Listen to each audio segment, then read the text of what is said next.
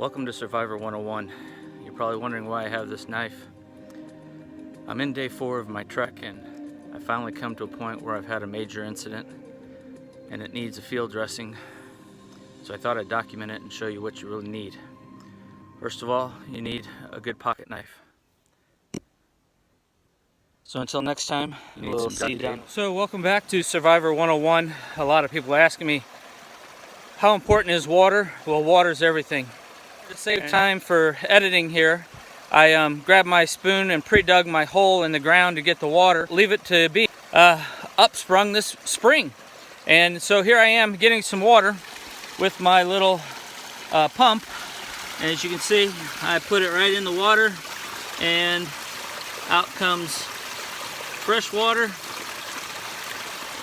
And it is good.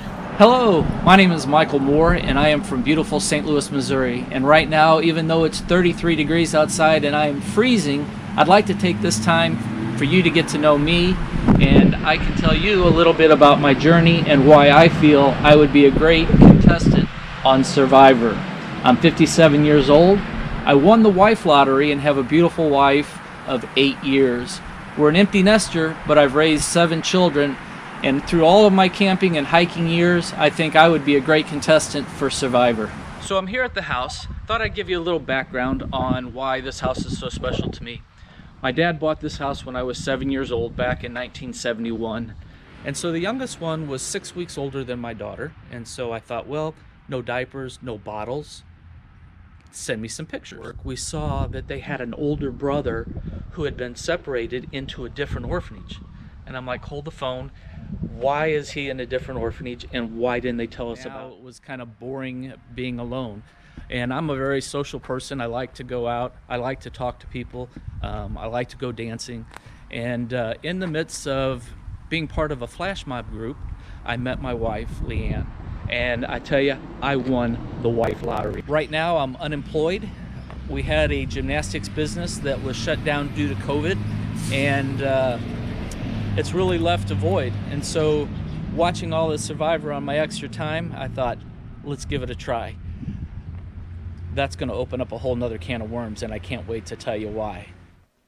So welcome to the War Room. So this is where it all happens. We sit here and watch Survivor once a week on Wednesdays up until the pandemic. And now that the pandemic is here, we're pretty much going through a season a week. So here in the War Room, we discuss philosophies, strategies, and all kinds of things, not only for who to get an alliance with, but how do we handle challenges. You can see here they're just using their thigh muscles. Why not use the structure of the body and the bones and stand up straight, lock your knees, and use your legs to support you rather than your muscles. If he kicks off his shoes, what kind of traction can he get now with socks on? So this is the kind of things that we discuss while we're watching Survivor, not just sitting back and enjoying the show. So this is really a simple game. You got 3 stages. You got the beginning, where you got the 2 tribes competing with each other. You have to make sure that you have the numbers going into the merge. If you don't have the numbers, you are going to get picked off one by one. We see it every season. Second stage, now you've merged. Now's the time to pick off the competitive people, the ones who are going to beat you when you're 5 or 6 in the immunity challenges. So stage 3, when you're down to 5, down to 6, you've got to start picking off the ones that are going to be your biggest competitor at Tribal Council. At the final 5, this is where you're picking who you really want to sit next to at Tribal Council. You've kind of had an idea going up to this point, and you've made sure you've kept your weaker players in as you've been eliminating the strong competitors or the people who have been doing all the strategizing and making the big moves. You can make sure that you're sitting next to those who you feel you can beat. That's how you win the $1 million.